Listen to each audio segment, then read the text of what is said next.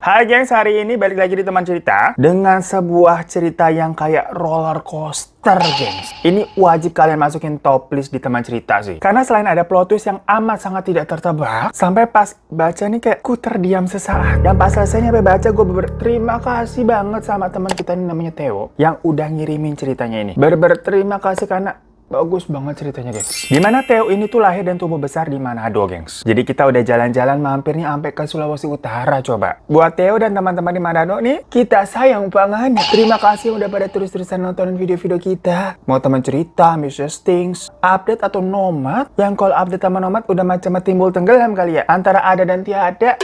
Karena gue sendiri pun riweuh. Nggak tahu nih harus bawain yang mana duluan begitu. Yang penting bikin video lah ya. Makanya kalian yang belum subscribe, bolehlah bantu-bantu klik subscribe. Biar kita nih bisa terus-terusan sama-sama sampai 3 juta ya. Amin. Nah oke, di sini kita pertama nih mau menceritakan apa ya? Sebuah biografi. Background dari kehidupannya Theo dulu nih. Kita cerita ya Theo ya. Jadi Theo ini tuh lahir di tahun 2002. Yang mana umurnya sekarang tuh 21 tahun. Macem artis-artis K-pop ya kelahirannya pada tahun 2000, mudah-mudah banget sih. Ya kalau kita sih 1999 gitu, beda dikit ya.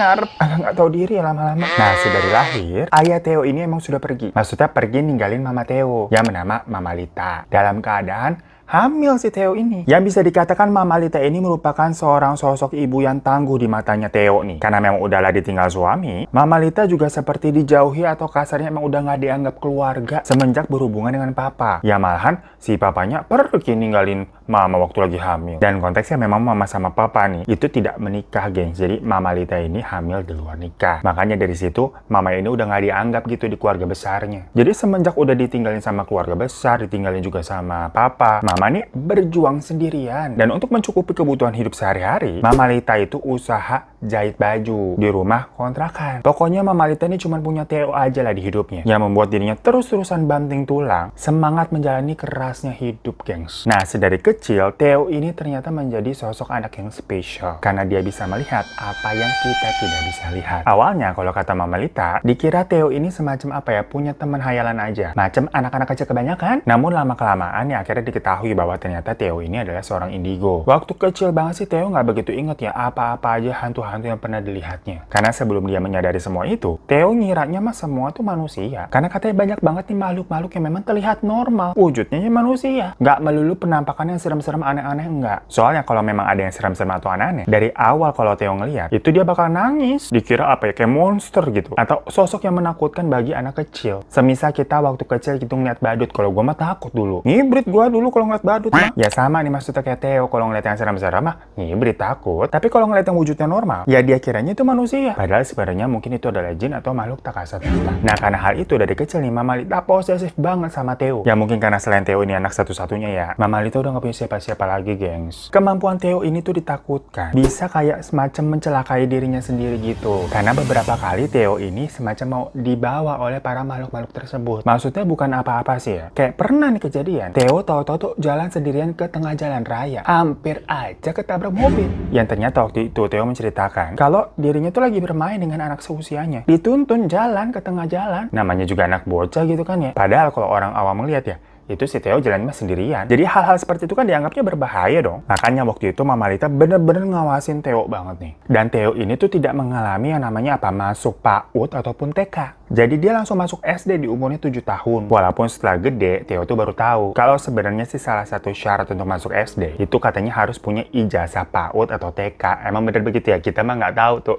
Baru tahu juga nih dari Theo. Cuma dulu ternyata Mama Lita ini semacam pakai surat keterangan tidak mampu dan kebetulan kenal dengan kepala sekolah yang ada di SD tersebut. Yang mana kepala sekolahnya memang sahabatnya Mama Lita nih, satu jemaat di gereja. Jadilah kayak ya udahlah dibantu lah dimasukin si Theo. Nah tapi kan basicnya si Theo ini itu jarang bergaul, gengs. Dia nggak punya banyak teman anak-anak seusianya yang beneran manusia ya. Kalau di rumah nih misalkan anak-anak tetangga sih ada, tapi rata-rata umurnya itu di atas Theo semua, kayak 1 tahun lebih tua atau 2 tahun lebih tua. Nah di awal masuk SD tuh, Theo semacam kesulitan untuk membedakan mana teman yang benar manusia sama mana teman yang setan. Maksudnya literally setan ya, bukan temen lu kelakuan yang kayak setan.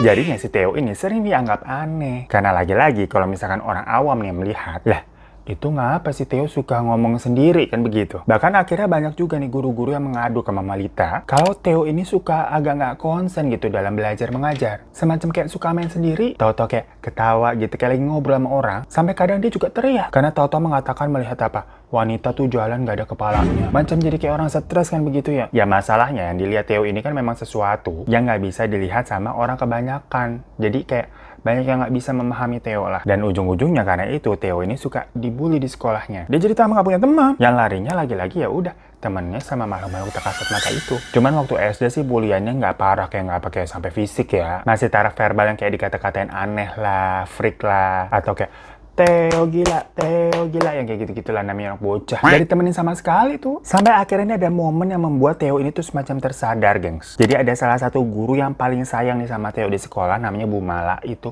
meninggal, gengs. Karena kena serangan jantung. Waktu itu Theo udah kelas 5 SD. Dan Bu Mala ini berguru yang paling ngemong Theo di sekolah. Yang konteksnya, di sekolah Theo nggak punya siapa-siapa ya, nggak ditemenin. Dan saat dikabari begitu, satu kelas tuh pergi ke rumah duka. Di sana Bu Mala ini terlihat terbaring di dalam peti mati kan. Keluarganya tuh pada nangis-nangis, termasuk banyak murid-murid juga pada nangis. Habisnya Bu Mala ini memang termasuk guru favorit, gengs. Theo ingat banget karena ya waktu itu juga udah besar kelas 5 SD. Dia sebenarnya nih sedih karena sesayang itu sama Bu Mala. Cuma Theo ini tipe-tipe anak yang tidak bisa mengekspresikan rasa sedihnya tersebut. Jadi dia diem aja gitu di pojokan sendirian tuh duduk. Gak nangis, gengs, hanya melihati peti matinya Bu Mala. Sementara orang-orang kan pada ngerumunin peti matinya Bu Mala ya pada nangis tuh. Tahu-tahu dari samping ada tangan yang membelai kepalanya Theo, geng. Dan pas Theo nengok, ternyata itu Bu Mala yang lagi tersenyum di sebelahnya. Pakaian itu sama persis dengan yang sedang digunakan Bu Mala di peti mati itu. Tapi di situ Theo nggak takut sama sekali. Karena yang dia lihat benar-benar sosok Bu Mala yang dia kenal. Tapi dia cuma heran kayak, loh kok Bu Mala ini ada dua nih jadinya. Karena yang di peti mati kan masih kelihatan tuh dari pandangannya Theo di pojokan situ. Nah dari situ pun dia baru menyadari kalau dia itu bisa melihat orang yang sudah tiada. Soalnya memang Mama Lita nih, meskipun tahu ya keadaan anaknya, tapi dia nggak pernah terang-terangan kayak menjelaskan secara detail ke Theo. Ya tipe-tipe orang yang mungkin nggak ngerti cara jelasinnya gimana kali ya. Dan di rumah nih, Theo tuh nggak punya TV. Iya beneran nggak punya TV katanya. Alasannya nih kalau dari segi mamanya, dari pagi sampai sore bahkan sampai malam, Mama Lita itu selalu fokus ngejahit, gengs. Itu mesin jahit nggak pernah berhenti berbunyi. Pokoknya hidupnya tuh diisi ya ngurusin Theo, ngurusin rumah, ngejahit, udah gitu aja. Kalau libur pun dia melakukan pelayanan ke gereja. Jadi nggak ada waktu apa ya leha-leha buat nonton TV gitu, enggak. Dan sepertinya juga Mama Lita nggak suka nonton TV. Sedangkan kalau Theo, ya main-mainan aja gitu kan, kayak main robot-robotan sama dikasih buku-buku komik yang biasa Mama Lita beli di pasar buku bekas. Jadi sedari kecil si Theo nih itu nggak pernah tuh namanya apa nonton film ataupun gambaran-gambaran gitu tentang hantu-hantu gitu, nggak tahu dia. Pokoknya di pikirannya kalau ini wujudnya manusia ya manusia, tapi kalau wujudnya serem ya monster. Udah sesimpel itu aja. Makanya waktu Bu Mala meninggal nih, dia kan udah tahu ya konsep kalau orang itu bisa meninggal. Kok tahu-tahu ada Bu Mala duduk di sebelahnya. Cuma waktu itu Bu Mala nggak ngomong apa-apa, geng. Diam aja kita nemenin Theo duduk di sebelah. Sampai akhirnya rombongan kelas pada pulang kan, Bu Mala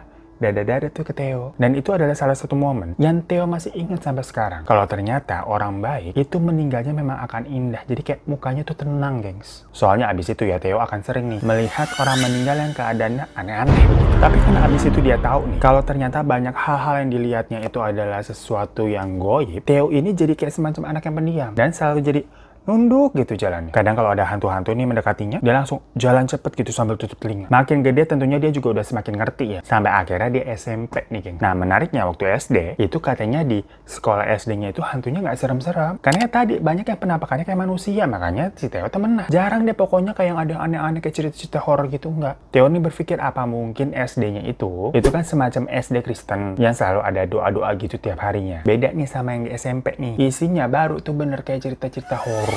Yang paling sering si Theo ketemu itu ada sosok wanita Belanda tanpa kepala yang suka lewat-lewat di lorong lantai 1, gengs, katanya. Terus ada Mbak Kunti penghuni ruang olahraga. Ada juga hantu murid wanita di kelas yang selalu berdiri tuh di pojok kiri belakang. Sama ada juga sosok pria dewasa yang gelantungan di toilet tuh lantai 2. Maksudnya ya tahu kan? Cuman nggak tahu si Theo itu tuh siapa dan historinya bagaimana. Makanya Theo ini nggak pernah berani ke toilet yang ada di lantai 2. Walaupun kelasnya ini sempat pernah ada di lantai 2, dia sampai selalu turun tuh ke lantai 1 tuh. Misalkan dia mau ke toilet nggak berani pokoknya pakai di lantai 2. Nah katanya hantu-hantu yang tadi tuh selalu ada tiap hari Theo ini ke sekolah. Bener-bener selalu menampakkan diri, geng. Cuma sih nggak ganggu. Karena mereka beraktivitas sendiri aja. Jadi Theo nggak merasa keganggu. Namun ya tetap aja serem ya. Kalau misalkan lagi mau pup gitu, terus ngeliat di toilet ada orang yang gelantungan gitu kan, takut. Makanya nggak pernah mau juga dia. Selalu nyarinya toilet lantai 1. Nah, sisanya itu makhluk-makhluk yang datang dan pergi. Jadi kadang ada, kadang enggak. Dan Theo posisinya udah berusaha mengabaikan itu semua. Di kelas 1 nih, semuanya bisa dibilang nih Theo berusaha lancar lah. Dia nih merahasiakan semua kemampuannya. Ya akhirnya dia punya temen namanya Albert dan Joshua. Walaupun dekat nih, mereka berdua nggak tahu kalau Theo ini sebenarnya bisa lihat. Karena dia sengaja nggak cerita perkara trauma nih masa SD-nya. Nggak ada yang mau temenan sama dia kan abisnya. Nah, meskipun begitu, di SMP-nya itu, ternyata Seonirita. Tuh kan susah lagi kita kalau ngomongin.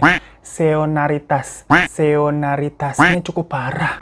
Senioritas, begitu. Itu kan salah mulu kita mulutnya. Kemana ada yang ngoreksi di komen.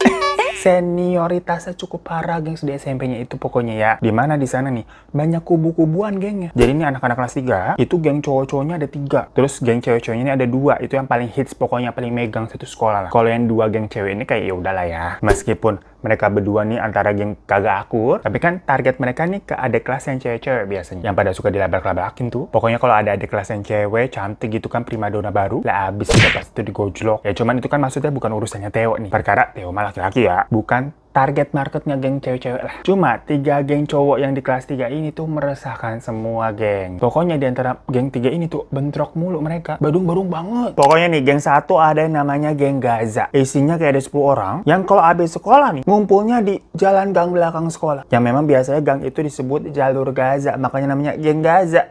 Nah di situ mereka suka malakin junior. Karena itu adalah gang salah satu akses kebanyakan murid untuk pulang sekolah dan jarang dilewati sama guru-guru. Kayak jalan pintas gitulah. Nah terus geng 2 ada namanya nih geng Faster. Nah kita pas dengar namanya kan ingetnya apa tuh? Pulpen Faster ya.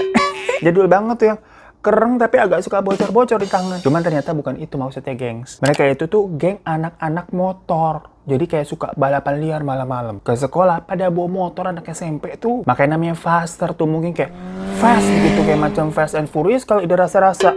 Tapi geng Faster ini tuh apa ya, bisa dibilang paling baik. Ya maksudnya baik di sini nggak nyari ribut sama junior. Mereka kayak udah masa bodoh. Cuman tetap aja nih kelas sama si geng Gaza sama geng yang ketiga nih. Ada namanya Isblok Jailah. Repot-repot amat yang namanya sosok Inggris. Dasar lu bocah-bocah pada bawa matahari masih namanya aneh-aneh bener.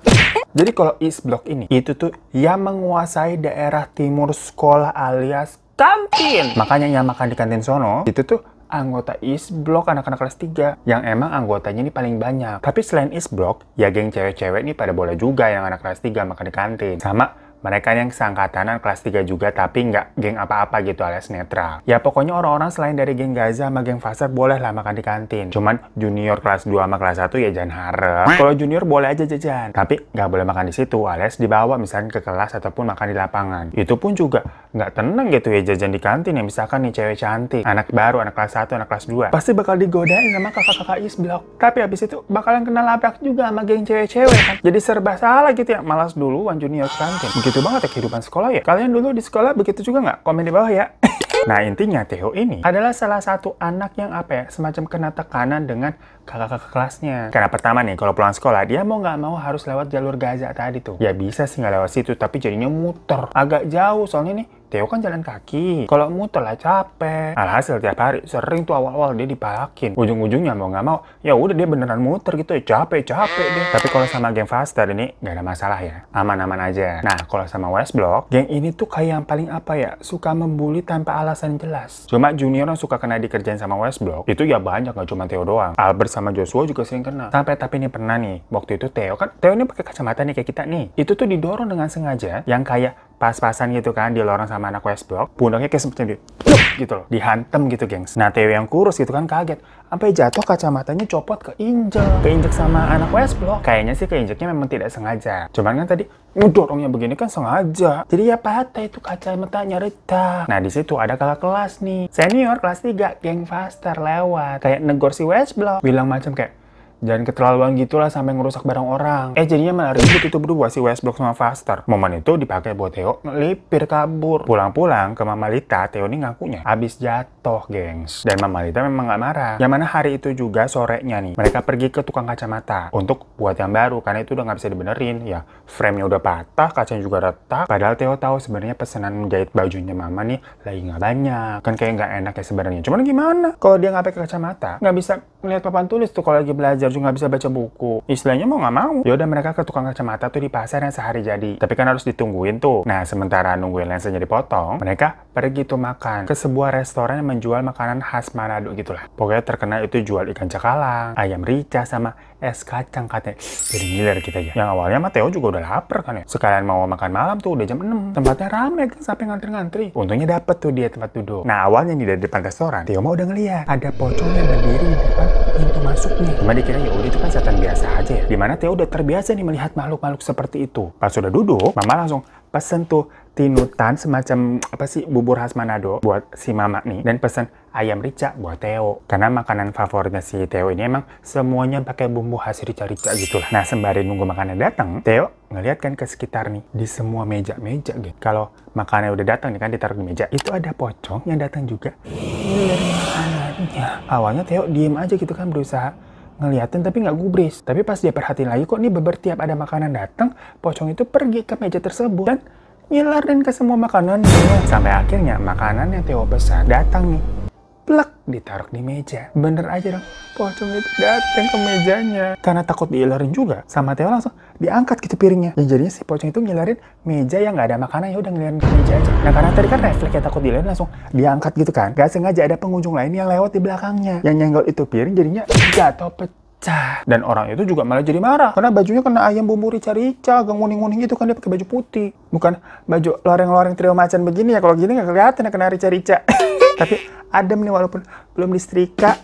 Ya bisa orang itu juga heran kali, ngapain lagi lu ngangkat-ngangkat piring, itu kan aneh ya. Ngangkatnya begini soalnya. Udah dimarahin sama pengunjung lain tuh, Mama juga akhirnya disuruh ganti rugi perkara piring yang pecah dengan makanan yang itu belum sempat dimakan. Sayang banget ya, combo jadinya kan kesian banget tuh. Cuma Theo dari awalnya emang udah gak enak sama Mama perkara harus ganti kacamata, padahal itu belum setahun kacamata udah rusak. Ini mau makan belum sempat dimakan, pakai adegan piringnya pecah jatuh. Si Theo akhirnya bilang tuh ke orang restonya, bukan ke pemiliknya sih, tapi kayak pegawai di situ tuh yang tadi nganterin makanannya. Lagian di sini banyak banget pocongnya sih, tadi nyelerin semua makanan. Dan si Theo ini bilangnya agak ngegas, lantang gitu suaranya, yang membuat orang-orang langsung pada ngeliatin ke meja dia kan. Mama Alita pun juga kaget dengar si Theo nih yang ngomongnya lantang begitu. Biasanya kan si Theo ini pendiam ya soalnya. Sampai ada petugas lain yang sepertinya memanggil ownernya. Datang nih ownernya, cuk.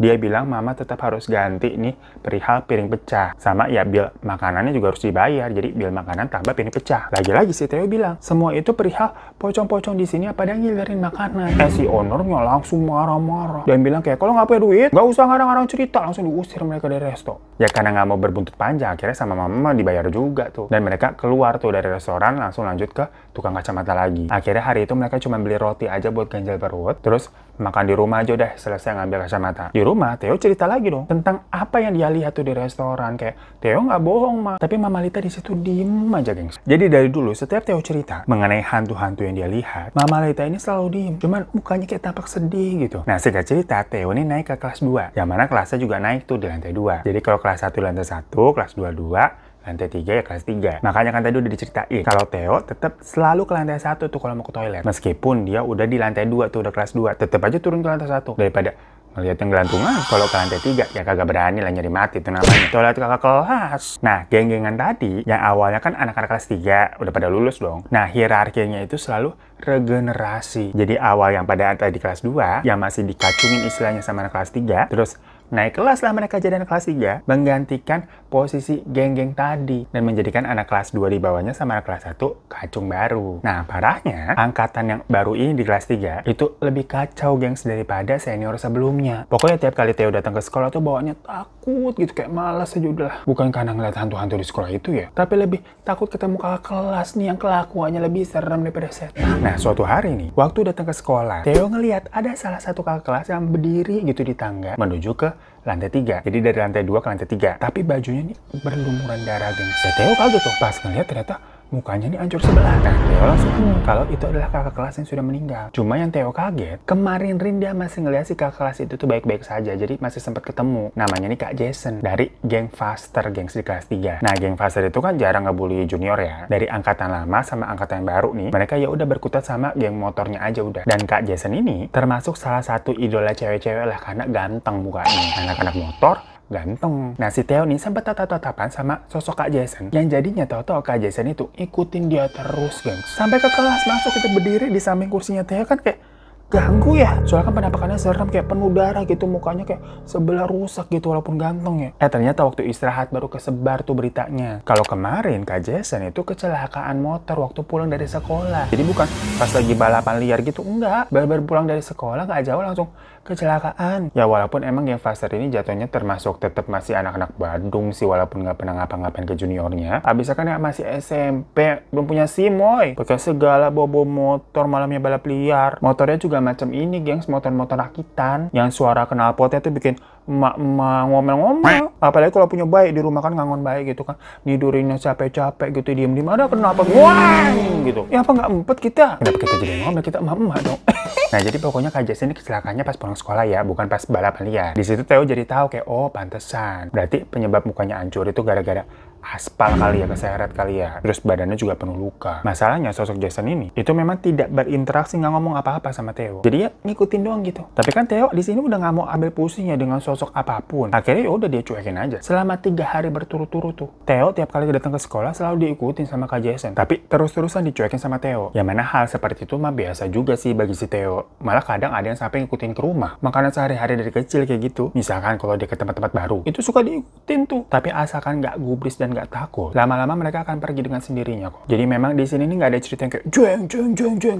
Nggak ada. Dan menurut pengalamannya Theo, dia juga nggak pernah diganggu. Sampai yang kayak neror heboh bikin barang-barang apa jatuh. Terus sampai yang kayak wih gitu nggak pernah sih. Ya paling tadi diliatin gitu aja. Kalau serem ya udah sial aja gitu kan, penampakannya serem. Sejauh itu yang paling bahaya yang tadi waktu kecil kalau dituntun ke jalan raya begitu kan. Pokoknya kata Theo, sebenarnya intinya nih manusia derajat lebih tinggi lah. Jadi asalkan tadi nggak takut dan nggak gubris, setan-setan itu juga akan melakukan aktivitasnya sendiri kok. Makanya walaupun misalkan banyak setan-setan di kanan kirinya, Theo akan tetap melakukan aktivitasnya aja udah. Istilahnya gua nggak ganggu lu juga jangan ganggu gua begitu kan. Peace, love, and gaul.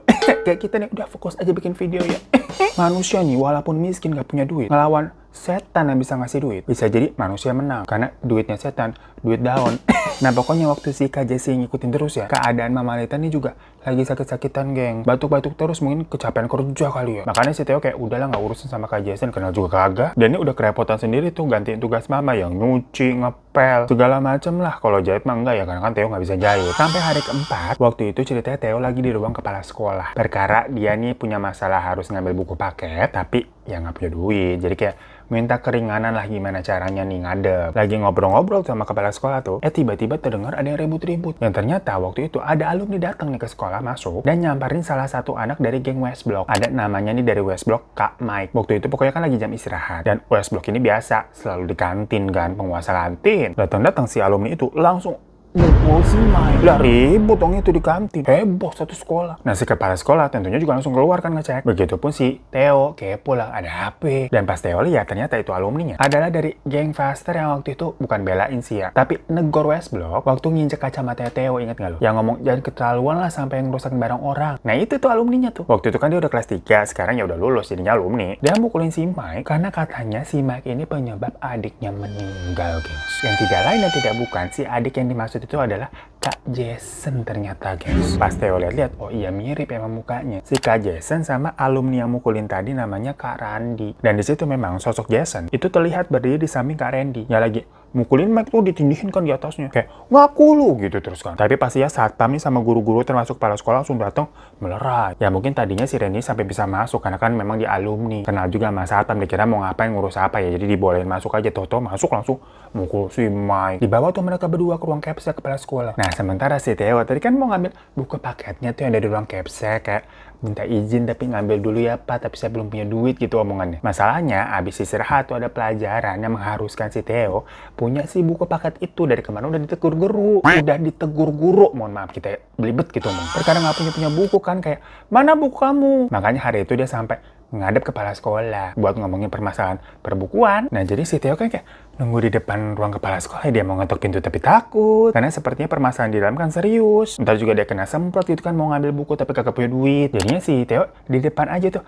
mendengar pembicaraan di dalam yang jatuhnya emang juga kayak nguping ya. Tapi ya si Randy juga ngomongnya teriak-teriak abisnya, gimana nggak kedengeran. Dia bilang nih kalau rem motor adiknya si Jason itu blong, dan pas dicek di bengkel katanya sepertinya memang ada yang sengaja ngerusakin komponen-komponen motornya. Masalahnya soalnya waktu pagi pas berangkat kan sampai ke sekolah kagak ada apa-apa. Nah pas pulang sekolahnya tuh belum jauh dari sekolah langsung kecelakaan karena remnya blong. Nah berarti diduga ada ngapa-ngapain itu di sekolah. Pihaknya tuh orang di sekolah. Dan Kak Randy memang curiganya sama si Mike ini. Karena ternyata si Mike sama Kak Jason itu memang ada semacam bersetegang. Perkara pacarnya Mike itu katanya direbut sama Jason. Ya direbut atau berpindah gitulah. Yang mana masalah percintaannya itu memang Theo nggak begitu mengerti. Tapi pas dengar begitu ya Theo kayak kaget kayak, loh serem banget ya kalau memang benar Mike ini sampai segitunya ngeblongin rem seseorang itu kan sampai nyawa orang hilang, berarti kan membunuh itu namanya. Nah, lagi ngomong begitu, tahu-tahu si Theo merasa ada yang nepok pundaknya. Plak, dan pas dilihat,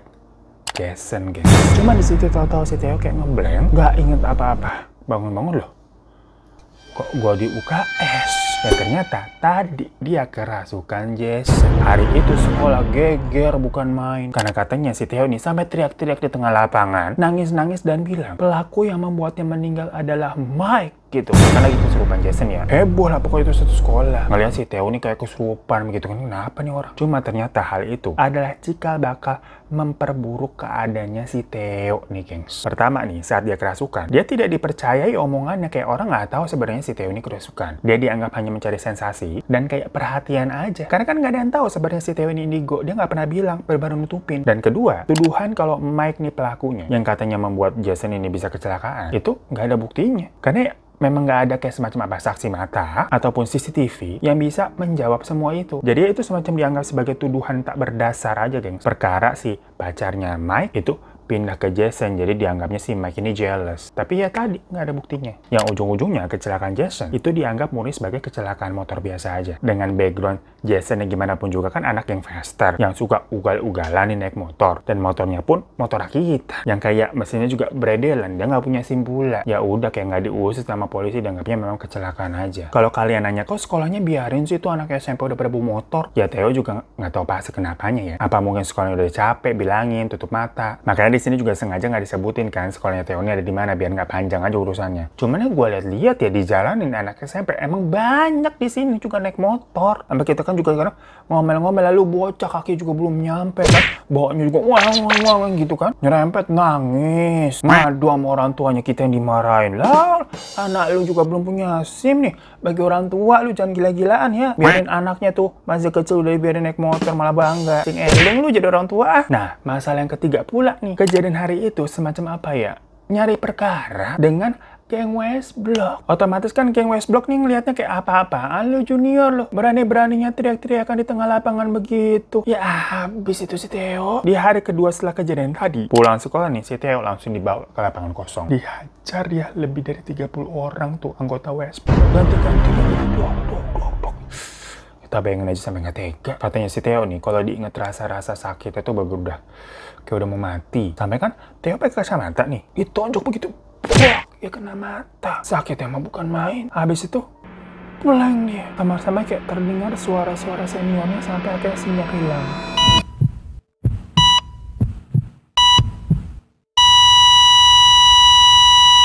Bangun-bangun tuh semuanya gelap dan badannya tuh sakit semua, gengs. Terdengar kayak ada suara. Dok, ini pasiennya sudah sadar, dok. Terus kayak ada suara dokter yang kayak, halo Theo, gak apa-apa, jangan langsung bangun. Ini kamu di rumah sakit. Bisa dengar suara saya? Ini berapa Theo? Theo di situ masih bingung ya. Dan dokter itu tuh kayak berbicara lagi. Ini berapa Theo? Bisa lihat tangan saya? Tapi Theo nggak lihat apa-apa. Semuanya gelap. Dan ternyata di situ Theo ini mengalami kebutaan permanen.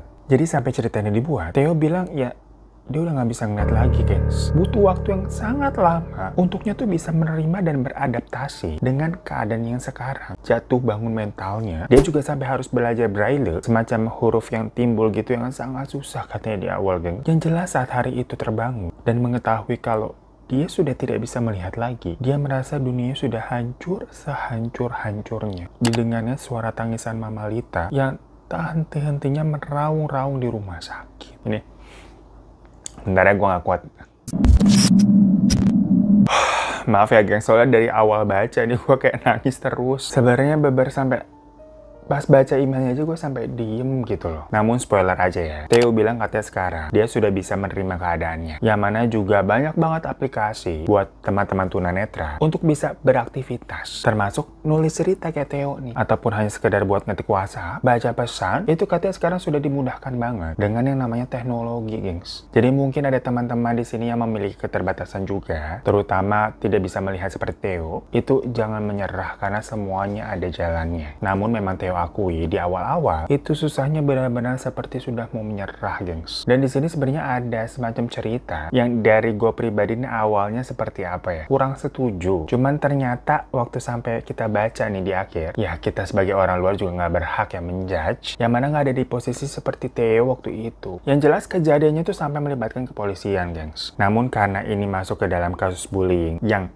pelakunya semuanya di bawah umur, ya kan semuanya anak kelas 3 SMP, coy, itu anak-anak setan. Ya ada indikasi atau kemungkinan kalau nanti hukumannya nggak akan seberat itu. Walaupun Theo ini sampai kehilangan penglihatannya, gengs. Dan bisa dibilang, ya kehilangan masa depan juga yang mungkin ada opportunity yang harusnya bisa dia raih. Tapi lagi-lagi karena pelakunya pada di bawah umur dan Theo selaku korban juga tidak sampai meninggal karena pengeroyokan tersebut, dipastikan hukumannya itu akan kurang setimpal nanti. Maka dari itu beberapa pihak itu menawarkan Mama Lita untuk menempuh jalan damai dengan kompensasi segala pengobatan dan biaya pendidikan Theo itu akan ditanggung oleh para orang tua dari pelaku nih. Dengan nominal yang memang tidak Theo sebutkan ya di cerita ini. Cuma nominal tersebut katanya bisa sampai Theo ini sekolah kuliah. Dan saat itu Mama Lita memilih jalur damai tersebut. Jadi para pelaku bebas, gengs. Namun tentunya di awal Theo ini marah luar biasa. Ya dia pastinya ada perasaan kecewa dan menganggap Mama Lita ini semacam apa ya, mata duitan. Mentang-mentang keadaan mereka itu miskin gitu ya, bisa disogok dengan uang. Yang padahal anaknya nih Theo ini sampai buta, nggak bisa melihat. Pokoknya berasa kecewa, marah, dan semuanya ini campur aduk ya. Namun bagaimana, hidup terus berjalan. Hingga Theo ini harus beradaptasi. Ya makanya dia belajar tadi itu huruf braille, berjalan pakai tongkat, dan sebagainya. Dia sempat vakum sekolah tuh setahun lebih untuk belajar semua itu. Dan setelah itu Theo ini pindah ke SLB, yang mana itu ya sekolah luar biasa di swasta, jadi swasta punya, dimana semuanya di cover dengan uang damai yang tadi. Sampai akhirnya Theo ini di SMA. Itu juga masih di SLB yang sama ya, karena memang di situ ada jenjang dari TK, SD, SMP, SMA. Nah, meskipun mendapatkan uang damai yang cukup besar, tapi uang itu baru Mama simpan dan digunakan hanya untuk biaya pendidikan. Karena kan sekolah swasta tentunya tidak murah ya, apalagi ini kan nanti sampai buat kuliah juga. Dan sepanjang itu Mama ini terus banting tulang bekerja keras, gengs. Masih tetap jahit terus buat memenuhi kebutuhan sehari-hari, buat makan segala macam, bayar kontrakan, listrik, apalah kan ya. Dan semakin Theo besar nih, sebenarnya rasa marah dan kecewa kepada Mama itu ya perlahan-lahan mulai berkurang. Apalagi setiap hari dia kan masih mendengar tuh mesin jahit berputar terus, yang menandakan Mama Lita ini terus-terusan kerja demi siapa? Ya demi Theo. Namun ya tetap aja terkadang ada pemikiran kayak waktu itu, kenapa sih Mama nggak mau memperjuangkan keadilan untuk anaknya nih? Soalnya untuk merelakan dan memaafkan para pelaku bisa dibilang ya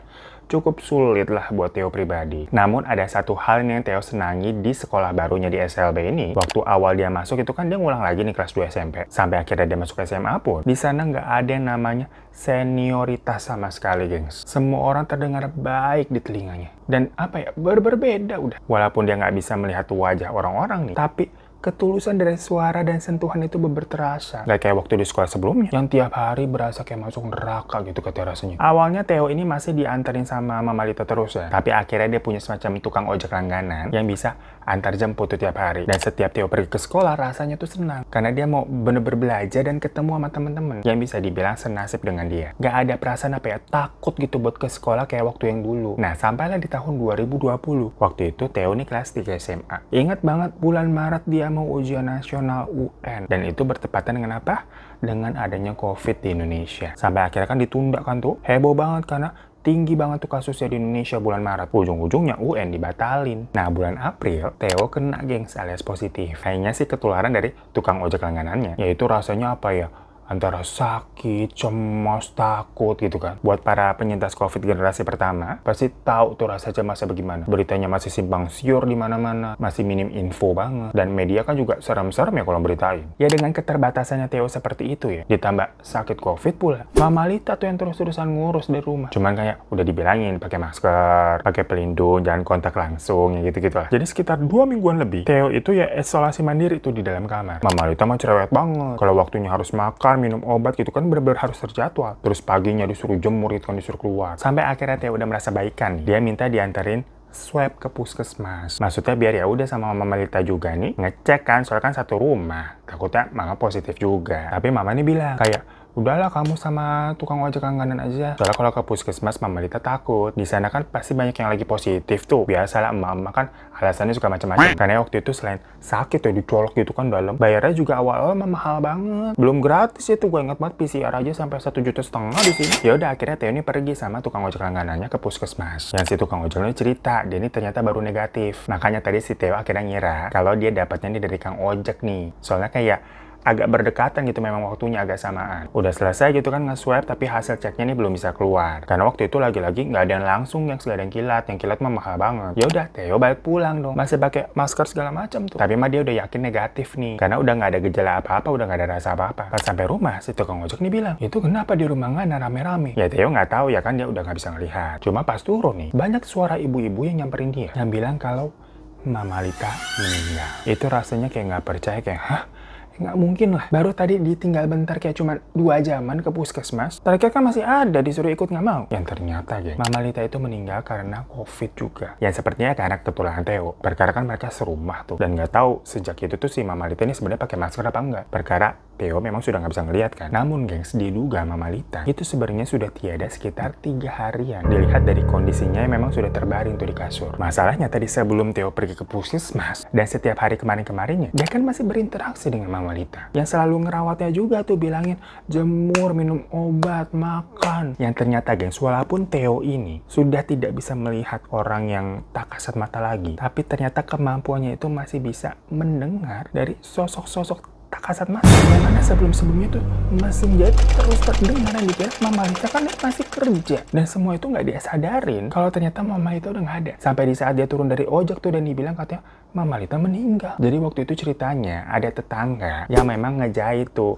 narok baju di Mama Lita. Dan beberapa tetangga-tetangga lain juga emang udah agak curiga nih. Karena sekitar 4 harian si Mama Lita nih kok nggak pernah kelihatan keluar ya. Biasa kan nyapu-nyapu atau minimal pintu rumahnya dibuka. Karena kan dia usaha jahit baju gitu kan. Bagian depan rumahnya tuh buat dia jahit baju sama nerima tamu. Nah tetangga tadi yang narok baju tuh yang mau ngambil jahitannya. Waktu si Theo pergi ke puskesmas, diketok-ketok nggak ada yang bukain pintu. Tapi pas dicek ternyata pintunya kan nggak dikunci nih. Jadi dia masuk aja ke dalam. Karena tadi di ruang depan itu memang buat tempat ngejahit dan nerima pelanggan. Dan Theo yang pergi ke puskesmas kan ngiranya Mama Lita masih ada. Jadi dia nggak ngunci pintu lah. Nah si tetangga itu ngelihat, loh kok ini sepi nggak ada orang. Dia ngecek lagi deh ke kamarnya Mama Lita. Karena biasanya memang kalau misalkan ngukur-ngukur atau fitting baju, itu di dalam kamarnya Mama Lita. Tapi ternyata posisinya Mama Lita udah tiduran tuh di kasur. Yang pas mau dibangunin sama si pelanggannya itu, nggak bangun-bangun. Karena dia memang butuh baju ini kebetulan nih. Jadi kayak dibangunin gitu. Nggak bangun-bangun ya ternyata nggak ada. Saat itu beber terasa titik terendah dalam hidupnya Theo. Dia rasanya kayak mau nyusul Mama Lita aja katanya. Sampai akhirnya ada temannya Mama Lita yang merangkul dan merawat Theo ke rumah. Sampai sekarang jadi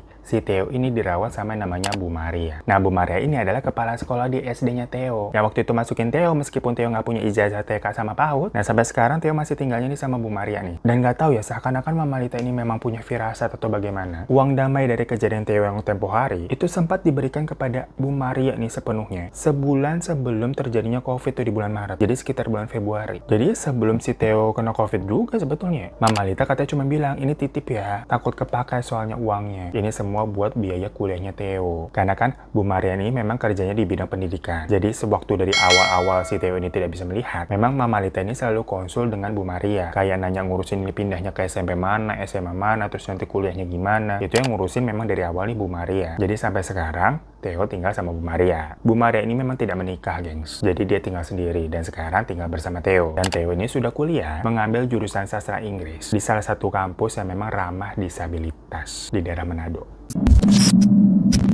So itu guys cerita luar biasa dari Theo, yang mana sebelumnya dia nih jarang banget ya berinteraksi, bisa dibilang sampai nggak pernah juga dengan makhluk-makhluk tak kasat mata kecuali waktu dia kecil. Tapi kan setelah dia tahu ternyata itu adalah makhluk-makhluk jin ataupun hantu-hantu, dia bener-bener udah diem gitu, nggak mau berinteraksi. Makanya dia tidak menyadari saat terakhir kali nih Mama Lita yang berbicara itu ternyata sudah tidak ada. Karena setelah kejadian Theo ini tidak bisa melihat lagi, otomatis ya dia tidak bisa melihat apapun. Sesekali dia sih mendengar kayak suara-suara aneh, tapi kan wujudnya tidak terlihat. Jadi ya nggak semenakutkan itu. Biasanya saja kan sudah terlihat yang serem-serem tuh. Tahu-tahu hanya kayak suara-suara aneh, jadi kayak ya udahlah. Namun setelah Mama Lita dikuburkan, Theo ini sudah tidak pernah lagi sih merasakan keberadaannya dari Mama Lita. Yang ia anggap mamanya udah tenang. Apalagi mungkin tahu nih yang merawat dan menampungnya sekarang ini itu adalah sahabat baiknya, yaitu Bu Maria. Mungkin keputusan Mama Lita menempuh jalur damai waktu itu sudah beliau pikirkan matang-matang ke depan kali. Karena kalau dipikir-pikir lagi nih, kata Theo, jikalau dia berusaha menuntut para pelaku supaya dihukum, pertamanya tadi hukumannya tidak akan sebanding, mengingat pelakunya ini semua di bawah umur.